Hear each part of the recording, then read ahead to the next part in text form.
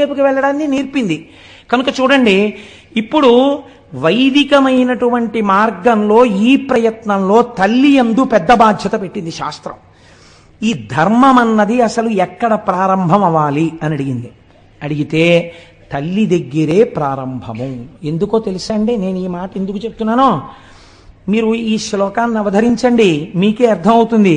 శైశవేభ్యస్త విద్యానాం, చిన్నతనంలో శైశవంలో భగవంతుడన్నవాడొకడున్నాడన్న పూనిక పిల్లల యందు ఏర్పడేటట్టుగా విద్యాభ్యాసము జరిగి తీరవలెను.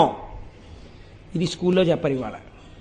వాళ్ళకి సిలబస్సు, పెద్ద బ్యాగు, ఓ పెద్ద ఏదో వాళ్ళ స్కూల్కి వీడు అడ్వర్టైజ్మెంట్కు పనికొచ్చే వస్తువుల ఓ బ్యాడ్జీ పెట్టుకు తిరగాలి, ఎన్ని దిక్కుమాల అలంకారాలు చేసుకోవాలో ఓ స్కూల్కి వెళ్ళాలంటే.